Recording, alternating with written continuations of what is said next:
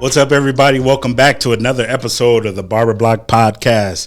I'm your host, Lamar Harris, and today we have another special guest. First of all, I want to just say thank you for tapping in, for watching, for rocking with us. Thank you for liking, for sharing, and subscribing to the channel and finding value in what we're doing here at the Barber Podcast. So today I want to introduce a special guest. Been knowing him for quite some time now, and his name is Troy Cuspert.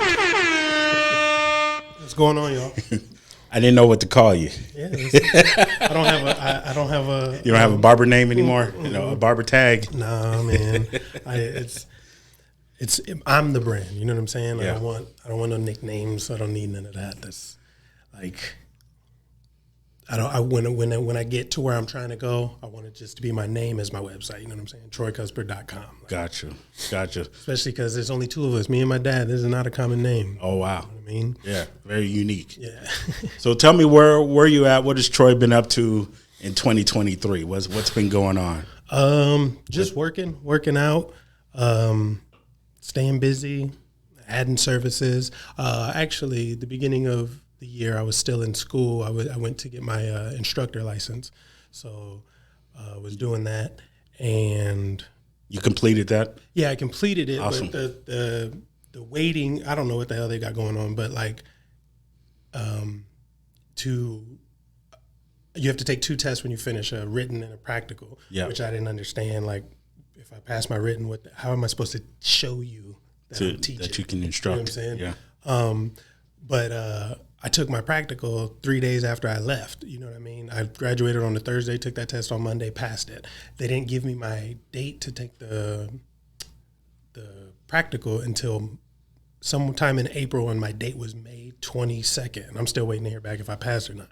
Oh, wow. Yeah, so things are a little slow at the barber board. Yeah. But other than that, like, while being back in cosmetology school, just like sparked back some of the things that I used to do that I learned, you know what I mean, like braiding and whatnot. So I've added that to my services. I had them put a sink in my studio so I could start washing the hair and added services. Yeah. But yeah, other than that, just same old working. What about you? What have you been up to? Or are you the one asking the question? Yeah, I'm asking the question here. This is about you. My time will come. Anyway, but what sparked you to go back to school for your instructor's license? Because I want to open a school. Yeah, just trying to add different streams, different revenues, streams of income. So I don't have to just stay behind the chair. Yeah. So that was the main focus. Yeah, so moving into that entrepreneurship. I mean, I'm already an entrepreneur. That's what we do. You know what I mean? As barbers, at least me. You know what I mean? I've been by myself now for about almost 4 years. Yeah. So yeah. So when you say you've been by yourself, what do you mean? Explain that. Like working in a studio on my own. Yeah. Versus being in the shop. So I mean, even though I was still a business within the business, like I'm actually on my own now, just worrying about me and my clients. Yeah. And so how did that differ for you coming out of the shop, going into the studio? What was the motivation behind that? And, what have you gained or what the experience, knowledge of being out on your own? I mean, I can go so many different ways with that. So when I left the second shop, this is what I was going to do, was go to a studio. But Jimmy Hunter had opened up his shop like right as I was leaving the last shop. And it just made more sense because, going to find studios, I don't even know if you had this built yet when I had left there. So I hadn't even reached out to you, but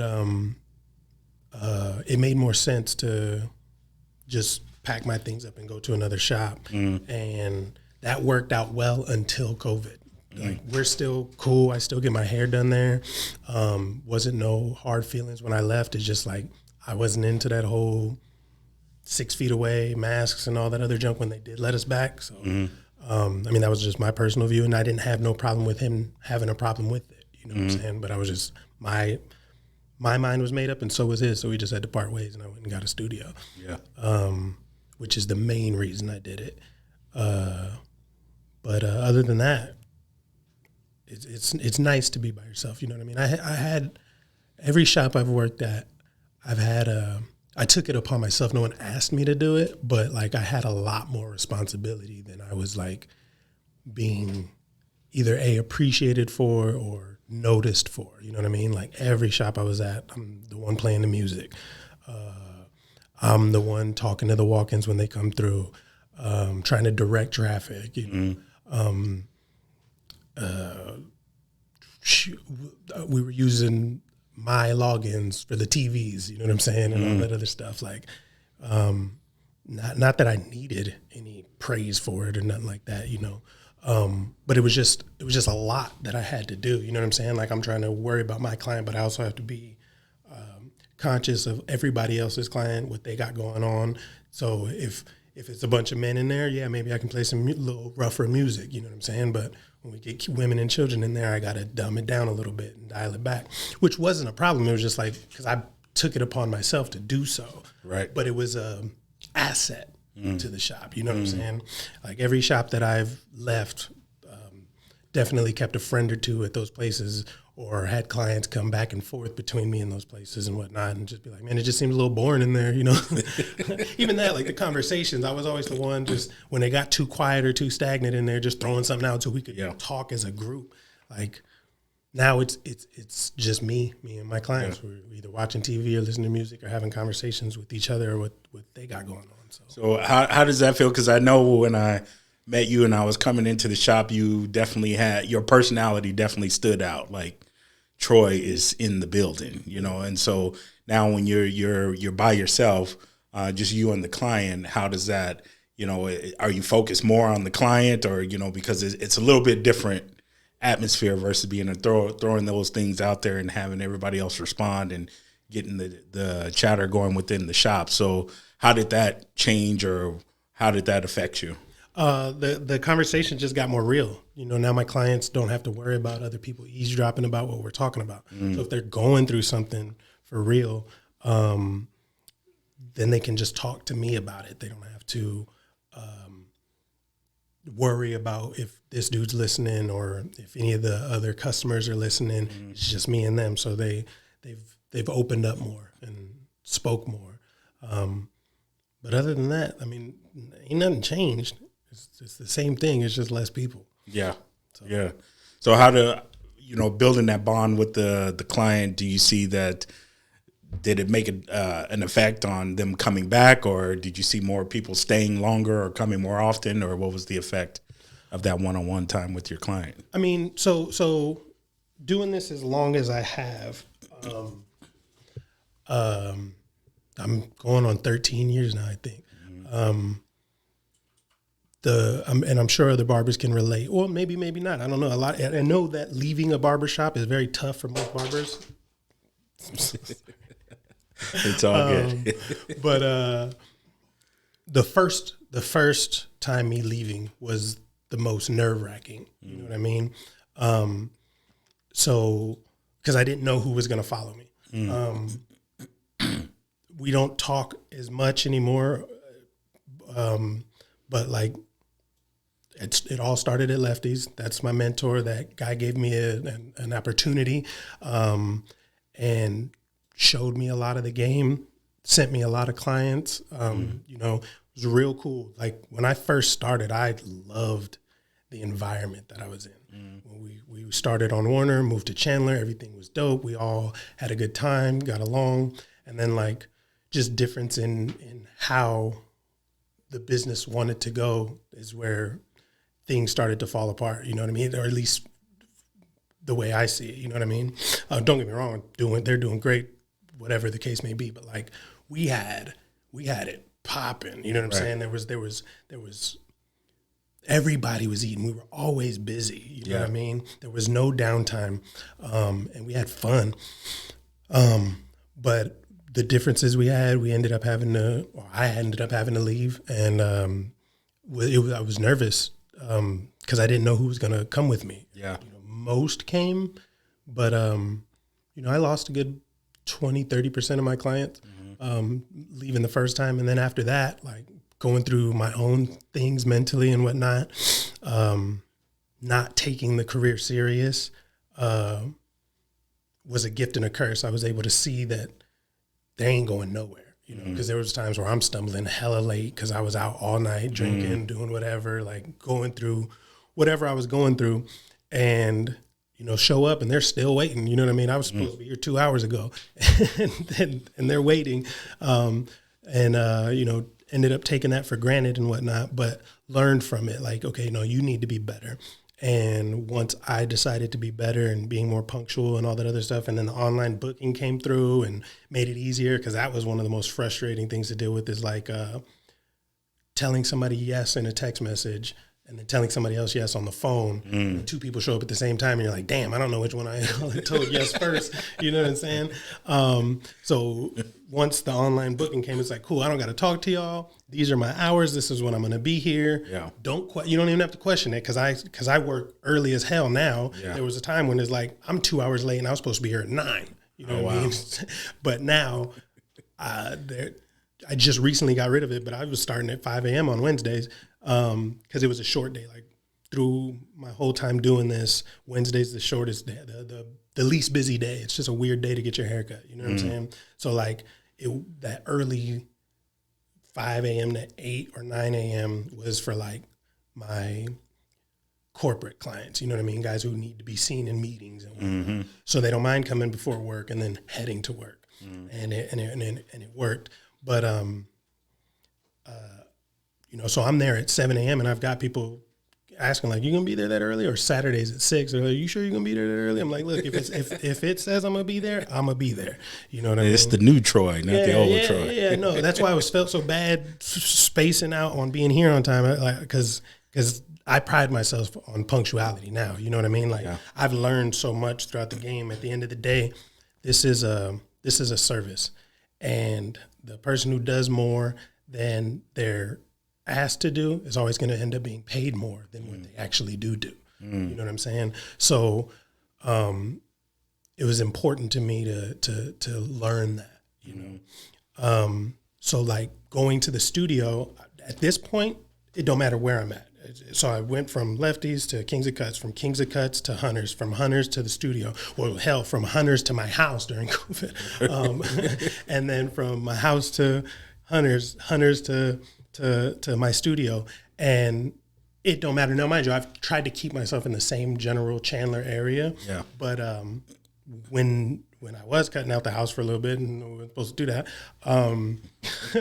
I lived in Gilbert, and I got people coming from you know, Greenway and the 17. Wow. You know, driving all the way out there, and it's like, they're going to come. They know what they want. Once they decided on you, they're not going nowhere else. So it wasn't a big transition to switch shops. The first one was, because you know you'd never done it before. You know, but once you do and realize that your clients are there for you, they'll, you know what I mean. They'll get cut in a garage, in a bathroom, in a you know what I mean? In a hut. They'll get cut outside. Shit, the lights went out the other day at the spot, and I had to take them outside to cut just to finish it. Luckily, everything's cordless now. You know what I mean? But hell, talk about that light. That light was good. That fade was great. You know what I'm saying? Right outside. It was still nice outside. It was like 68 degrees, so it wasn't bad. But the point is that your clients are coming to you.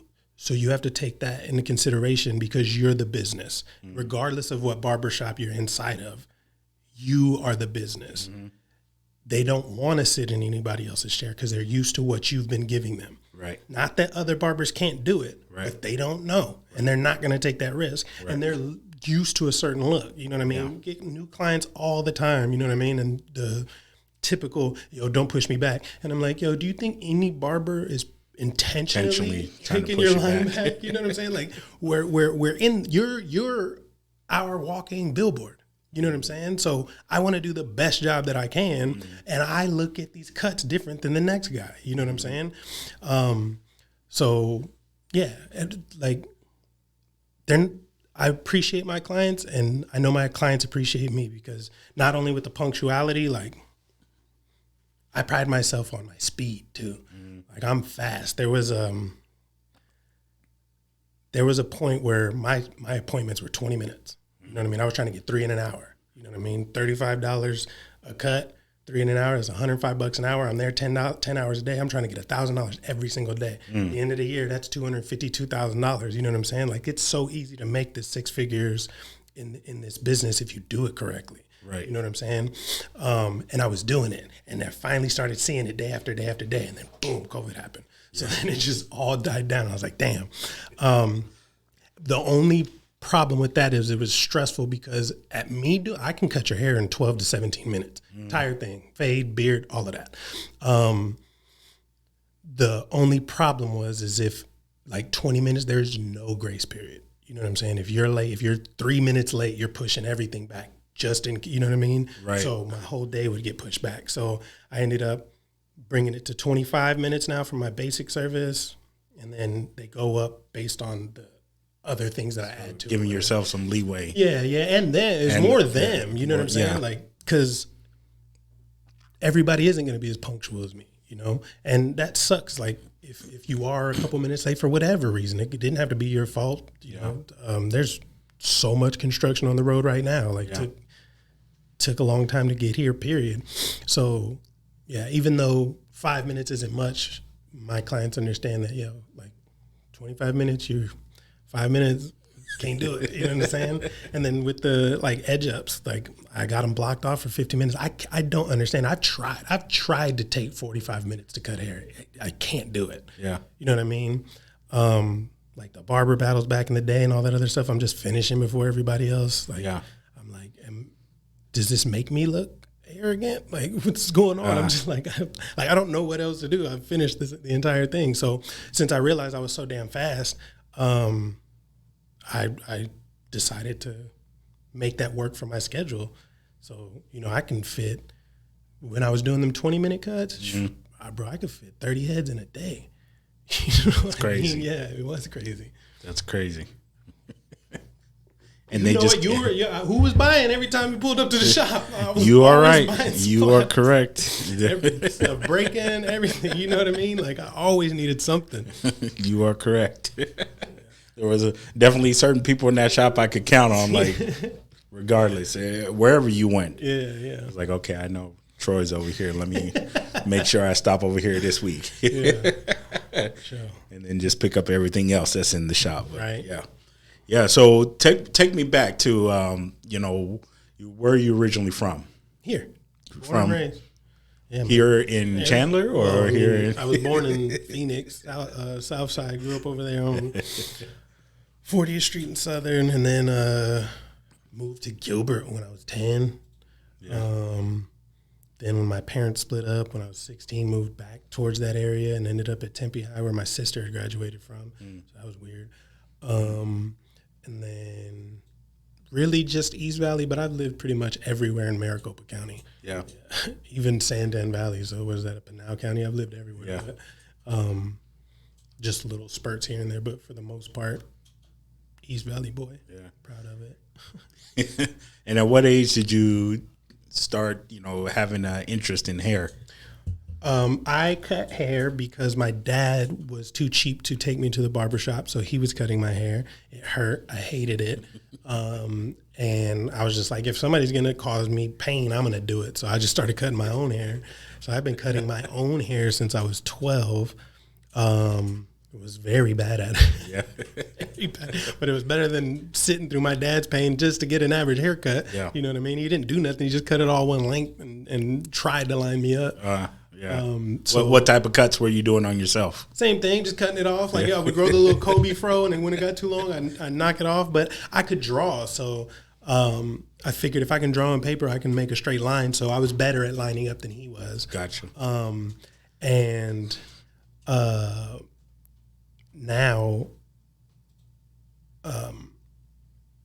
like it went from that to actually getting kind of good at it. Mm-hmm. And then some of my friends in high school asking me to cut their hair because they're like, where'd you get your haircut? I was like, from my bathroom. And they was like, you can line me up. And I'm like, yeah. So I started doing that. And then, I was trying everything. Like I was introduced to the adult world during the recession. So like 2008, 2000. Yeah, I graduated high school in 2006, and 2007 and 8, like trying to find a job and keep one, couldn't do it. So majority of my income was either bouncing or cutting my friends' hair when they needed haircuts. I was just more convenient because I was doing all house calls. You know what I mean? And I'm only charging $15. So do my homeboy and his kids and all that other junk. And then that was how I was scraping by. Yeah. And then I finally met some girl who was a cosmetologist herself, and she made me go to school. Basically, she's like, it's a school down the street. You live right here. We're going to go sign you up. And that's that. And that's where this started. But I always appreciated it. I always loved it because when I did have a job during that time and I needed a haircut, I was going to AG's, and Matt was cutting my hair. And I just enjoyed being in there. That was the craziest part. Like, everything's appointment-based now. But like, I thought people loved chilling at the barber shop. You know what I'm saying? I did. Yeah. I never had an appointment. I'm going in there on a Saturday, and, I'm a kid. I'm 18, 19 years old, so it's not like I'm there early. I'm there at 10 o'clock, right when it gets crazy in there. You know what I'm saying? So I'm waiting 4 or 5 heads, just listening to everybody talk, joining in everybody's conversation. I enjoyed that shit. Yeah. Now it's like, can I cuss on here? Yeah, you're good. You're good. So, yeah, and that's what I wanted to bring to every shop that I was at. You know what I mean? Like, I thought people enjoyed it. Now people, man, they do not like waiting. Yeah. You know what I mean? No. They don't like waiting at all. Yeah. But that's the beauty of the appointment thing too. It's a gift and a curse. It's a better business model now. Right. However, it takes away from that culture of what was barbershop, in my opinion. Other than that though, like, I mean, people got stuff to do, man. Like, you guys have stuff to do. So it's like, you can plan your whole day around my haircut. Yeah. You know what I'm saying? Like, I don't take long. Like, I've had people like, yo, I got to be somewhere in an hour. Can you get me in and out? Like, I'm going to get you in and out. As long as you're in this chair when I told you to be. Yeah. You show up on time, I'm here, we good. You know what I mean? Got it. I think that definitely the appointments have helped, be able to schedule your time more efficiently. Because I remember back in the days going to the haircut, showing up on a Saturday morning and waiting 4 or 5 hours.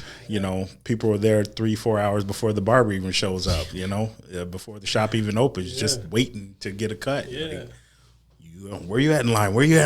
Trying to figure out who's next. And so that used to be my favorite part on a Saturday when I was at Lefty's, because Damus was the OG. He was always there before everybody. We opened up at like 8 or 9 on Saturday. I think it was at 8 o'clock. I don't remember. But he was there at 6, you know what I mean? And he was the first one there, and he knew who my clients were. So I'm strolling in. I'm 24 years old, no kids, no girlfriend. I know I was out Friday night before, you know what I mean?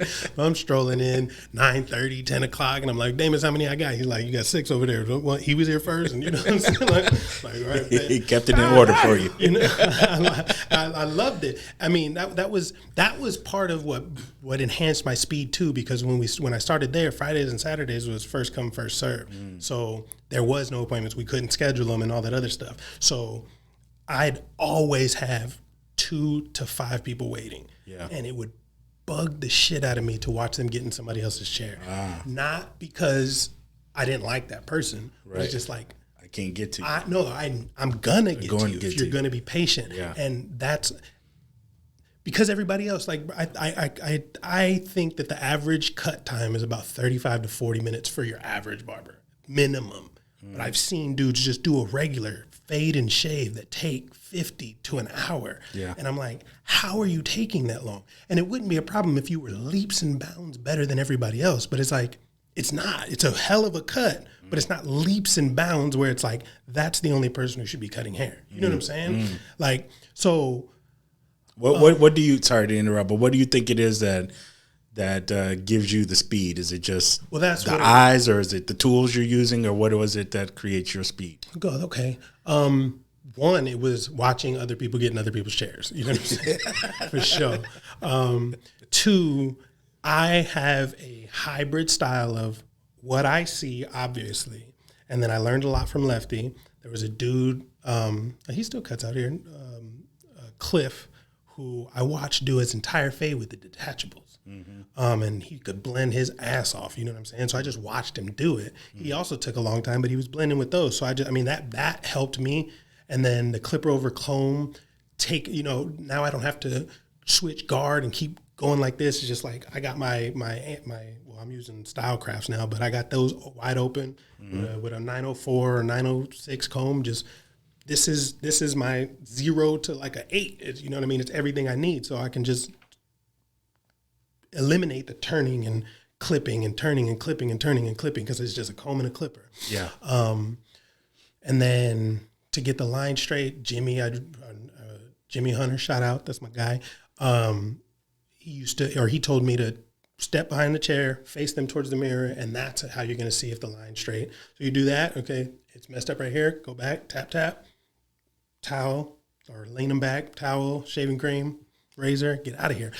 I used to just razor dry shave, period. No one complained. There was a few clients, every now and then you get those guys with that real coarse ass mustache, and it would hurt, but nobody, but I was doing that dry. They didn't care.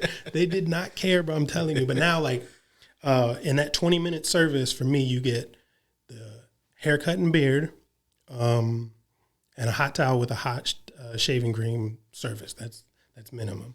But I charge $44 for that.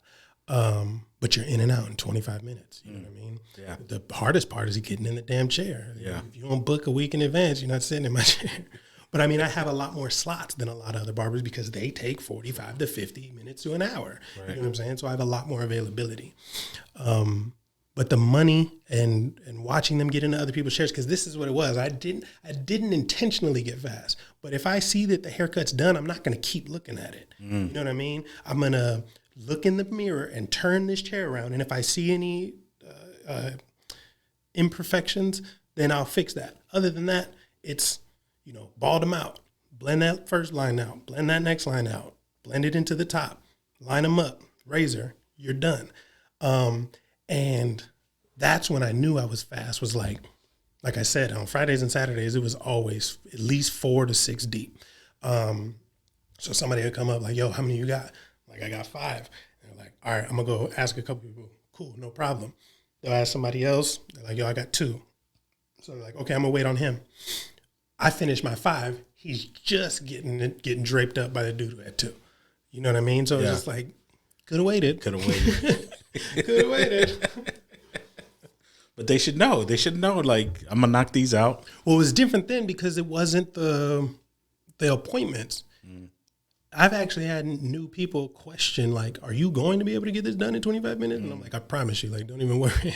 Yeah. But back then, I didn't even know how long I was taking. Yeah. I just knew I was fast. You know what I mean? Or I knew I was faster than everybody else. You can clearly see when you 2-piece or 3-piece somebody. Yeah. You know what I mean? Like, I got 3 people in and out of this chair and you just now finishing that person. Yeah. It was a money thing for me, man. Like, it's so easy. Even back then, like, I'm charging more now, but you think about it back then, it's like it was $25 for the cut and shave, but without tip, right?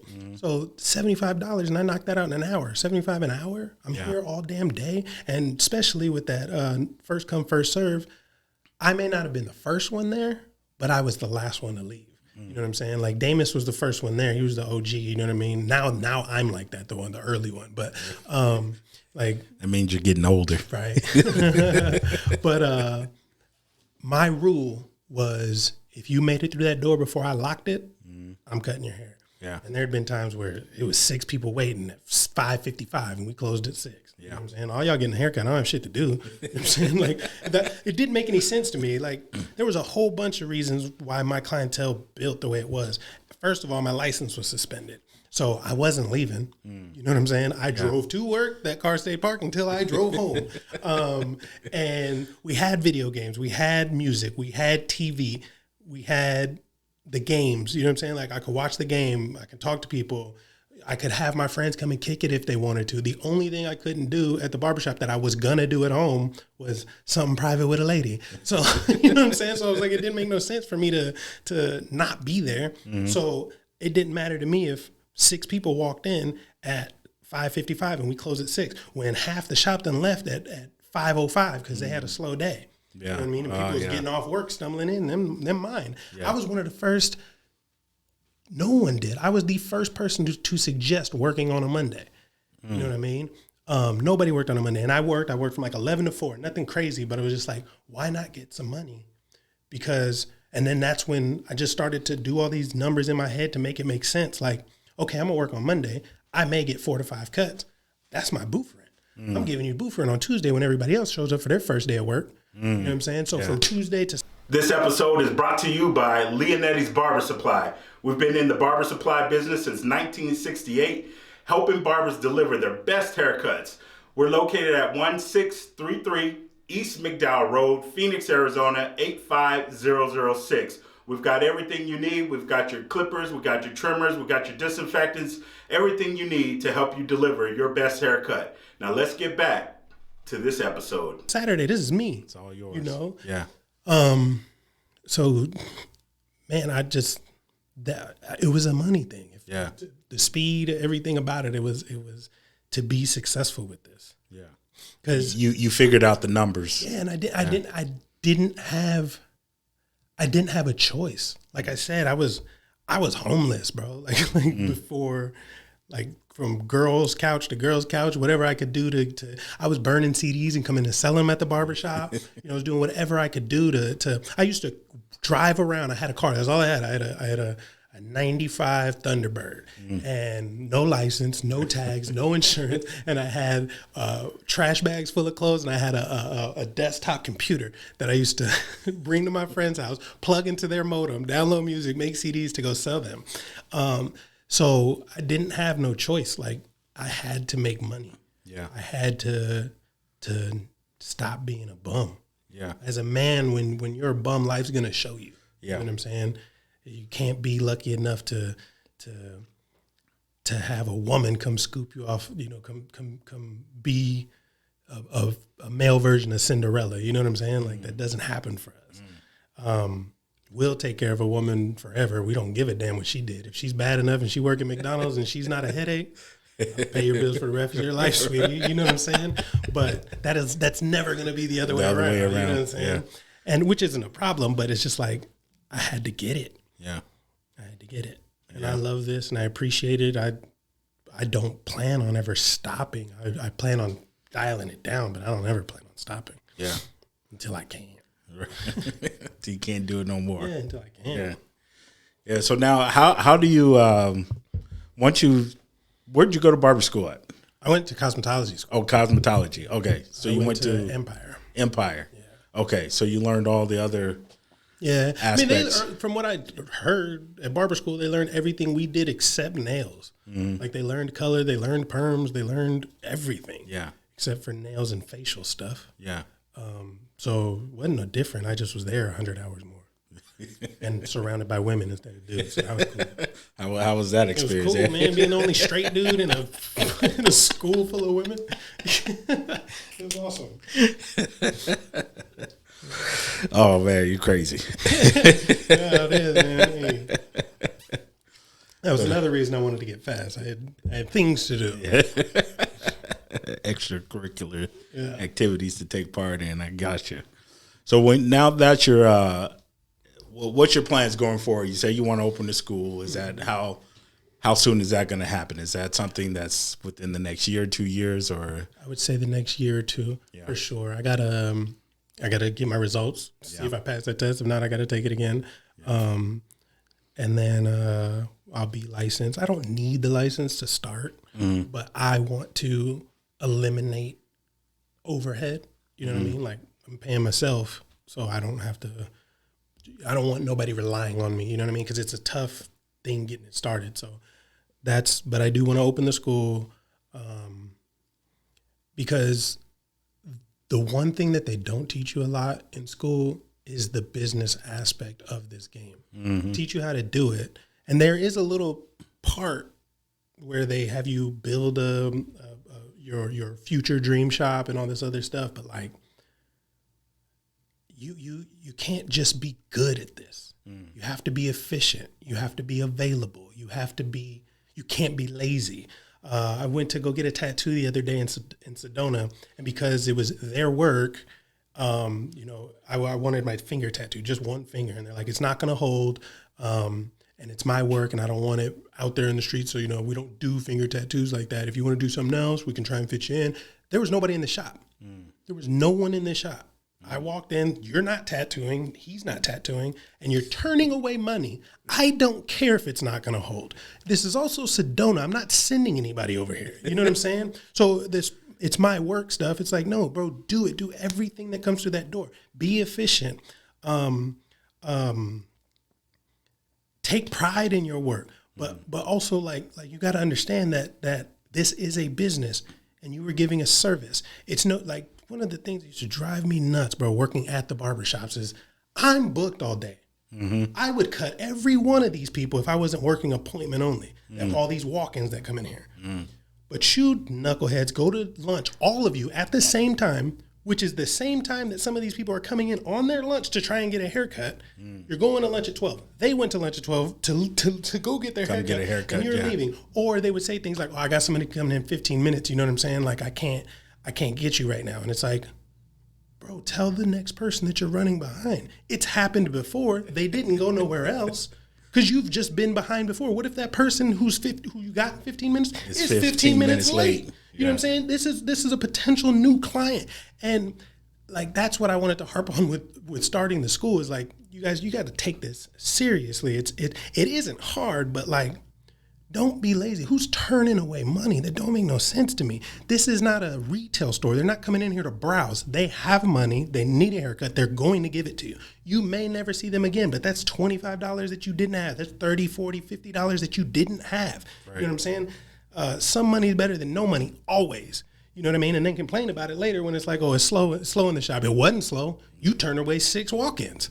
You know what I'm saying? I would have gotten them. And I'm just sitting there at the front of the shop, like stressed the hell out. Like, none of you turned around. You just lean back in your chairs texting and stuff like this. Like, bro, these are people who could be potential clients. Yeah. And you're not even greeting them. Why do I have to greet them? I'm busy. You know what I'm saying? But I took it upon myself to go sit up front to say something to people because I'm in the back at first. You know what I mean? Just looking like, damn, ain't none of y'all gonna say nothing. None of these people are sitting in here. So I got to shout from the back, hey, how are you doing? Welcome to the shop. Who are you waiting on? You know what I mean? Like, oh, first time here. So then I look around. What, you got anybody coming? And like, yeah, I got somebody coming in 10 minutes. Or I was just about to go to lunch. Like, bro, put that up. Go. What are you doing? This is your lunch payment right there. You know what I'm saying? This person just bought you lunch. You know what I mean? So that's why I want to do the school, not just to teach them how to do hair, but teach them how to do it efficiently. Yeah. And then teach them the business side of it because to me in 2023 with social media, all these YouTube, everything, there's no reason you shouldn't be making 6 figures doing this. Easy, for one. I do think social media ruined the game, though. How so? Politics, like all of it. You know what I mean? Like, don't get me wrong. It's a good way to put yourself out there and market and all that other stuff. But like, if you don't have the following to match your work, like you're irrelevant in the big thing. Like, that's why I stopped doing the competitions. You know what I mean? Like I understand his politics, and I probably would do it again going forward after watching, like, one of the girls I was dating did Miss Arizona, and I realized the politics in those work as you need to keep doing this before we notice you. So, like, the girl who beat her, this was her 3rd time doing it, right? And then I got a couple buddies who did bodybuilding competitions, and the guys that beat them, this was their 4th or 5th time doing it. You know what I'm saying? First couple times didn't even place, even though they were in the same shape that they were when they won. You know, so unless you're a complete anomaly standout, you have to do this a couple times so they see you and see that you're serious about it and all that other stuff. But like, I did a couple competitions and I was just like, bro, come on, man. Like I didn't even place. You know what I mean? And I'm just like, this is ridiculous. One of them, 2 of the judges didn't show up, and then one of them did show up a little late. But we had already agreed on letting the crowd pick. And the crowd was by my chair the whole time, not even looking at anybody else's stuff. And then, of course, the shop that threw the event, one of their barbers won the competition. So it's just like, that's why I didn't want to do it anymore. And so, like, the whole social media thing, again, is like, if you don't have some type of following or all that, like, I did have a following. I got rid of that page because I just was tired of seeing what I saw on there. It just wasn't. Yeah, I noticed that. I was trying to find you in the T Breeze. Yeah, I got rid of that. And It's like, where'd he go? And I was closing in on 10,000 followers on that page. Yeah. And I let it go. It didn't even matter because I'm good. I don't need outside validation. I don't need any of these other barbers' validation. I don't follow barbers unless I know you. You know what I mean? I don't care. I don't care what you're doing. There's no competition. I've never been in competition with nobody. Yeah. I've had barbers in their own competition with me. Yeah. Right. That I wasn't participating in. Yeah. But especially like clients who jump back and forth from people telling me what they're saying. I'm like, that's so odd because like he's never come up in conversation. Yeah. or leaving shops. Still hearing my name being brought up in other barbershops. I'm like, bro, I haven't worked there in 5 years. Why the hell are these people still talking about me? Like, I don't work there. You know what I mean? I haven't seen none of y'all. You know what I mean? But yeah, it is what it is. That I think, the social media, I think it ruined the culture of the barbershop, like we were talking about earlier, the come and kick it and all that other stuff. I thought that's what it was about, you know? But now it's about how blurry your blend is, how many followers you got, how cool your reels are, how cool your reel audio is. And I every now and again I'll check. I don't do it often. I've done it before, but like I'll go look at somebody's booking and see what they're charging and how long it takes them and all that. And I'm just like, okay, you've got a lot of followers. You can cut your ass off, but you're taking too long. There's no way in hell you're making as much money as me. And if that's not your goal, fine. You know what I'm saying? Like, if your goal isn't, but I've got a family to take care of. You know what I'm saying? Like, and I like shit. You know what I mean? I like things. You've seen me do it. You've seen everybody look at me and be like, "You just dropped $1,300 with Lamar right now?" Like, yes, I needed an entire new barrage of clippers. Yeah, you know what I'm saying? Right. Like, everything new. Everything new. Give me it. Like, you want this too? Yeah, give it here. Okay. Yeah. But anything else? I'm talking a lot. My bad. It's all good. Well, what's your favorite type of haircut to do?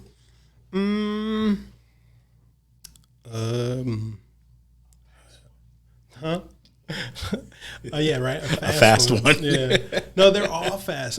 What I like to do, and that's the thing too. I don't know. I mean, you have to follow the trends and whatnot, but like I feel like the designs done just fell off the face of the earth. Like that was one of the things in the beginning that really stood me out, which is why everybody, not just Lefty, but everybody was shooting me clients. Anybody who was like, yo, I want to put a star or something else or this or that in my head, like go sit in that chair. I don't do that. You know what I'm saying? Yeah. That's, even though my blends and my lines and everything else weren't great, they knew I could doodle in people's hairs. You know what I mean? And over time you get better. But I like to do designs. Like I like to, and I want to do something that I know other people can't do. I'm not like the portraits guys, those guys, like I'm not that artistic. I can do some cartoons, you know what I'm saying? Okay. The Spider-Man, Sonics, Ninja Turtles, Mickey Mouses, what else have I done? Popeye the Sailor Man, you know what I mean? Stuff like that. I like to do that. If I had a cut to do, I'd like to do that. And I've recently added braiding to my services, and I like doing, now it's a one-stop. 9 out of 10 times they got to go somewhere and get their hair braided and then come see you for the haircut. Now I can knock both out. So yeah, that's nice. And it's an added service, more money in your pocket. Charge that too. Yeah, charge everything to the game, man. What I realize is people are going to spend their money on what they like. Yeah, you know what I'm saying. So you got a lot of people who are like, man, I can't justify charging that. I'm like, why? You spent all the money on your clippers. You spent all the money on school. You spent all your time mastering this craft, and they're gonna get a haircut. You know what I'm saying? They need to.